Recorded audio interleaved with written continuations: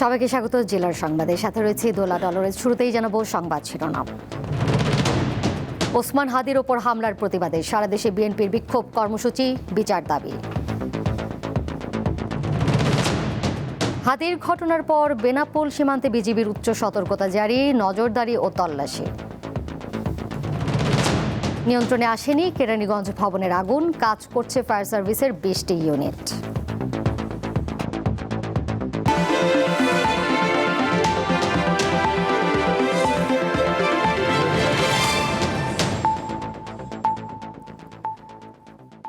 জীবন মৃত্যুর সন্ধিক্ষণে ইনকিলাব মঞ্চের আহ্বায়ক ও ঢাকা ৮ আসনের স্বতন্ত্র প্রার্থী শরীফ ওসমান হাদি মাথায় গুলিবিদ্ধ হয়ে রাজধানীর এভারকেয়ার হাসপাতালে চিকিৎসাধীন রয়েছেন। তিনি শুক্রবার দুপুরে বিজয়নগরে তাকে লক্ষ্য করে গুলি করে দুর্বৃত্তরা। মাথায় গুলিবিদ্ধ হাদিকে গুরুতর আহত অবস্থায় প্রথমে ঢাকা মেডিকেল কলেজ হাসপাতালে নেওয়া হয়, পরে সন্ধ্যা 7:30টার দিকে সেখান থেকে তাকে নেওয়া হয় এভারকেয়ার হাসপাতালে। 72 ঘন্টার জন্য নিবিড় পর্যবেক্ষণে রাখা হয়েছে হাদিকে। শনিবার সকাল থেকে এভারকেয়ার হাসপাতালের সামনে হাদিকে দেখতে অনেকেই ভিড় করেন।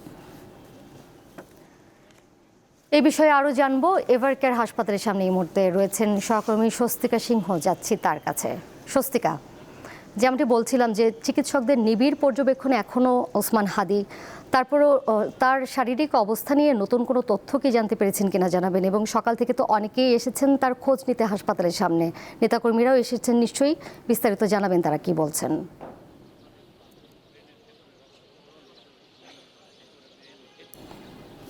বিভিন্ন রাজনৈতিক দলের নেতাকর্মীরা কিন্তু আসছেন এবং বিভিন্ন উপদেষ্টারাও আসছেন।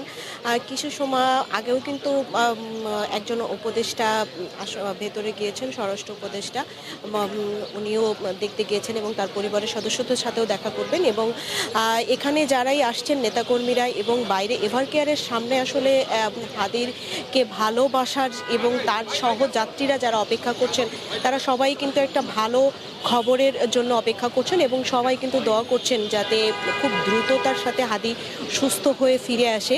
এবং আপনি চিকিৎসার কথা আসলে জানতে চাচ্ছিলেন, তাকে আসলে 48 ঘন্টার যে 48 থেকে 72 ঘন্টার যে সময়ের কথা আসলে তার চিকিৎসকেরা বলছেন, এই সময়টা আসলে তার জন্য খুব সংকটাপন্ন। এটি কিন্তু বারবার করে যারা চিকিৎসকেরা রয়েছে তারা কিন্তু আসলে বলছেন এবং বিভিন্ন সূত্রের মধ্য দিয়ে আসলে কিন্তু জানতে পারা গেছে যে তিনি কৃত্রিমভাবে শ্বাস প্রশ্বাস গ্রহণ করছেন। এবং এই সময়টা আসলে তার যে সংকটাপন্ন অবস্থা, সেই জায়গা থেকে কিন্তু বিভিন্ন মেডিকেল বোর্ড গঠন করা হচ্ছে এবং বিভিন্ন মেডিকেল বোর্ডের মধ্য দিয়েই কিন্তু তাকে দেখাশোনা করা হচ্ছে। তবে আসলে এভারকেয়ার হাসপাতাল কর্তৃপক্ষ কিংবা ইনকিলাব মঞ্চের সদস্যরা বা হাদির পরিবারের যেসব সদস্যরা রয়েছে তাদের পক্ষ থেকে কিন্তু আসলে আজকের দিনের কিন্তু এখনো পর্যন্ত তার যে শারীরিক অবস্থা সেটি কিন্তু আসলে জানানো হয়নি, বা মেডিকেল বোর্ডের যে বৈঠকটি আসলে সকালে হয়েছিল সেটির আসলে কি ফলাফল এসেছে সেটিও কিন্তু এখনো পর্যন্ত গণমাধ্যমের কাছে জানানো হয়নি। সেই অপেক্ষায় কিন্তু এখানে তার সহযাত্রীরা অপেক্ষা করছেন, বিভিন্ন ছাত্র জনতারা অপেক্ষা করছেন যে কখন আসলে সেই অপেক্ষাটি আসবে এবং ডাক্তাররা কখন আসলে তার যে শারীরিক অবস্থার রয়েছে সেই অবস্থার সেই জায়গাটি আসলে তারা আসলে বলবেন। এবং ডাক্তাররা কিন্তু খুব চেষ্টা করছেন এবং এভারকেয়ারের যেসব দেশি বিদেশি এই ডাক্তাররা রয়েছে সবাই মিলেই কিন্তু আসলে চেষ্টা করা হচ্ছে। পাশাপাশি কিন্তু অন্তর্বর্তীকালীন সরকারের পক্ষ থেকেও কিন্তু আসলে জানানো হয়েছে তার সুচিকিৎসার জন্য প্রয়োজনে তাকে বিদেশে নেওয়ার যে ব্যবস্থা সেটিও কিন্তু সরকারের পক্ষ থেকে করা হবে। সব কিছু মিলিয়ে কিন্তু দোলা আসলে পুরো বাংলাদেশ চাচ্ছে হাদি সুস্থ হয়ে ফিরে আসুক। হাদির সুস্থ হওয়া আসলে বাংলাদেশের জন্য প্রয়োজন। এই অপেক্ষায় কিন্তু এই এভারকেয়ারের সামনে হাজার হাজার নেতাকর্মীরা অপেক্ষা করছেন। তবে পরবর্তী সংবাদে আপনারা জানাতে পারবো তার যে এখন শারীরিক যে অবস্থা সেটি আসলে কি অবস্থায় আছে, কারণ এভারকেয়ারের বা তার পরিবারের থেকে কোনো তথ্য দিলে তারপর বাকিটা আপনাকে জানাতে পারবো। দোলা, এই ছিল এভারকেয়ার থেকে আমার কাছে সর্বশেষ। এভারকেয়ার হাসপাতালের সামনে থেকে সরাসরি যুক্ত ছিলেন সহকর্মী স্বস্তিকা সিংহ। ইনকিলাব মঞ্চের আহ্বায়ক ওসমান হাদির ওপর হামলার প্রতিবাদে সারা দেশে বিক্ষোভ কর্মসূচি পালন করেছে বিএনপি। শনিবার দুপুরে বগুড়া শহরের নবাববাড়ি সড়কে জেলা বিএনপির দলীয় কার্যালয়ের সামনে সমাবেশ ও প্রতিবাদ মিছিল করে বিএনপি ও এর সহযোগী সংগঠনের নেতাকর্মীরা। মিছিল নিয়ে তারা শহরের গুরুত্বপূর্ণ সড়ক ঘুরে আবারও দলীয় কার্যালয়ে গিয়ে শেষ হয়। শনিবার সকালে ব্রাহ্মণবাড়িয়া জেলা বিএনপির উদ্যোগে শহরের ডিসি এসপি সড়ক থেকে একটি বিক্ষোভ মিছিল বের হয়। মিছিলটি শহরের প্রধান সড়ক প্রদক্ষিণ করে জেলা পরিষদ প্রাঙ্গণে গিয়ে শেষ হয়। এ সময় বক্তারা বলেন, স্বাধীনতা বিরোধী একটি চক্র ঘোলা পানিতে মাছ শিকার করতে যাচ্ছে। এরই ধারাবাহিকতায় বিএনপি নেতা মির্জা আব্বাসকে অপমান করার চেষ্টা করা হয়েছে। শনিবার বেলা 12টায় বরিশাল নগরীর সদর রোডে বিএনপির দলীয় কার্যালয়ের সামনে বিক্ষোভ সমাবেশ করে বরিশাল জেলা ও মহানগর বিএনপি সহ অঙ্গ ও সহযোগী সংগঠন। এছাড়া নারায়ণগঞ্জ, রাঙ্গামাটি ও নাটোর সহ অন্যান্য জেলায় বিক্ষোভ সমাবেশ ও মিছিল করেছে বিএনপি।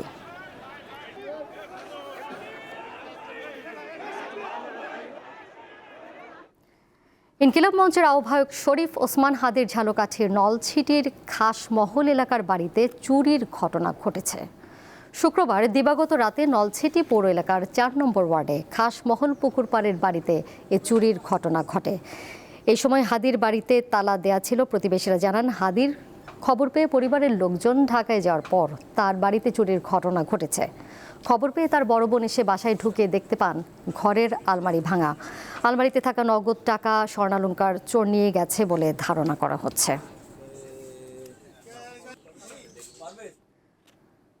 ঢাকা 8 আসনের সম্ভাব্য স্বতন্ত্র প্রার্থী শরীফ ওসমান হাদির ওপর নৃশংস হামলা ও গুলিবিদ্ধ হওয়ার ঘটনায় বেনাপোল সীমান্তে উচ্চ সতর্কতা জারি করেছে border guard Bangladesh BGB.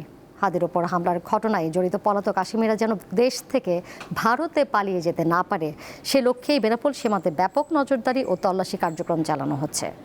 Jessore 49 BGB ব্যাটালিয়নের অধিনায়ক জানান, ওসমান হাদির ওপর হামলার ঘটনায় জড়িত আসামিরা যাতে কোনোভাবেই সীমান্ত অতিক্রম করতে না পারে সেজন্য সর্বোচ্চ সতর্ক অবস্থানে রয়েছে বিজিবি। সীমান্তের প্রতিটি পয়েন্টে তল্লাশি কার্যক্রম জোরদার করা হয়েছে।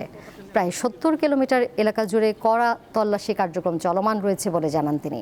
সীমান্তের গুরুত্বপূর্ণ ও ঝুঁকিপূর্ণ এলাকাগুলোতে বাড়ানো হয়েছে টহল ও গোয়েন্দা নজরদারি। একই সাথে অতিরিক্ত বিজিবি মোতায়েন করা হয়েছে।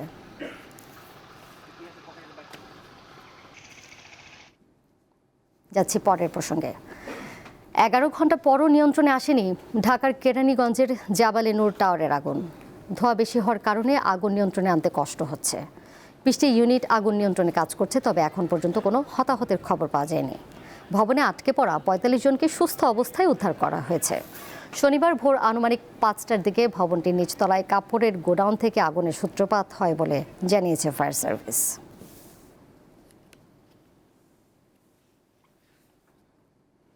এবার কেওয়াই স্টিল চট্টগ্রাম সংবাদ।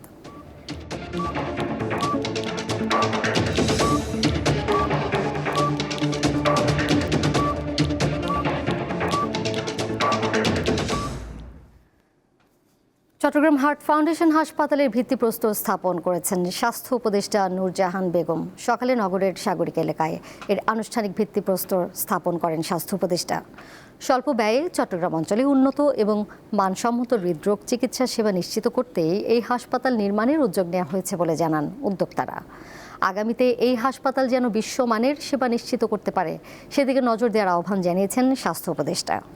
CCU, cath lab, ICU, operation theatre সহ 100 শয্যার পূর্ণাঙ্গ আধুনিক হৃদরোগ চিকিৎসালয় চট্টগ্রাম হার্ট ফাউন্ডেশন হাসপাতালের। জলবায়ুর নেতিবাচক প্রভাব পড়েছে জমিতে, বেড়েছে লবণাক্ততা, রয়েছে মিষ্টি পানির সংকট। এসব বিষয় কার্যকর পদক্ষেপের অভাবে লোকসানের শঙ্কায় পটুয়াখালীর শশা চাষিরা। এই ব্যক্তির নাম মজিবুর রহমান গাজী। পটুয়াখালীর কলাপাড়া উপজেলার নীলগঞ্জ ইউনিয়নের কুমিরমারা গ্রামের কৃষক তিনি। গত বছর 4 একর জমিতে মালচিং পদ্ধতিতে শশা চাষ করে আয় করেন 6 লাখ টাকা। এবার একই জমিতে একই পদ্ধতিতে চাষ করেন শশা, কিন্তু তার জমিতে লবণাক্ততা বেড়ে যাওয়া সহ নানা কারণে কাঙ্ক্ষিত ফল পাচ্ছেন না তিনি। আমাদের প্রায় 3,50,000 টাকা খরচা গেছে এই জায়গায়। এখন ওই মাটিতে লবণের কারণে গাছ কোকড়াই যায় এবং গাছ হলুদ হয়ে যায়, নিচের পাতা উঠে যায়। মজিবুরের মতো অধিকাংশ শশা চাষির একই অবস্থা। মাঠ পর্যায়ে কৃষি অফিসের তাগিদ না থাকা এবং মিষ্টি পানির সংকটকে দায়ী করছেন কৃষকরা। এই শশার এখন ওই লবণের কারণে পাতা পুড়িয়ে যায় তারপরে এই পাতা লাল হয়ে যায়, ফল দেখি কম। অতিরিক্ত লবণাক্ততা এবং পানি না থাকার কারণে কৃষকের অনেক ক্ষয়ক্ষতি আশঙ্কা আছে। কলাপাড়া উপজেলা কৃষি কর্মকর্তা সরল জমিতে আইয়া পর্যবেক্ষণ করে না। তবে কার্যকর পদক্ষেপ নেয়ার কথা জানান এই কর্মকর্তা।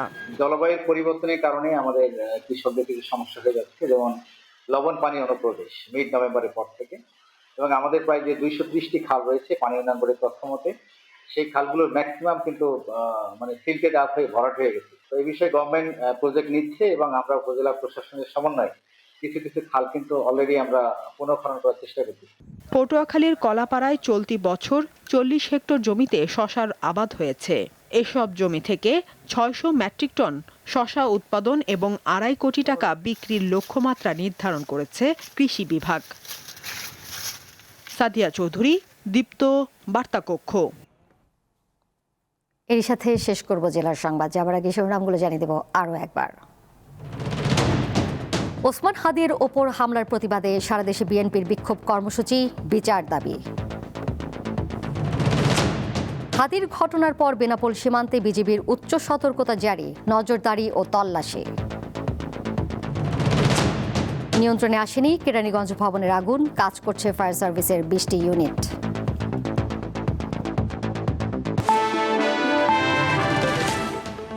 এই ছিল এখনকার মতো। এরপর আমন্ত্রণ রইল দীপ্ত স্পোর্টসে। এতক্ষণ সাথে থাকার জন্য ধন্যবাদ সবাইকে। এছাড়াও আরও তথ্য এবং বিনোদনের নানা খবর জানতে যুক্ত থাকুন দীপ্ত ডিজিটাল প্ল্যাটফর্মে।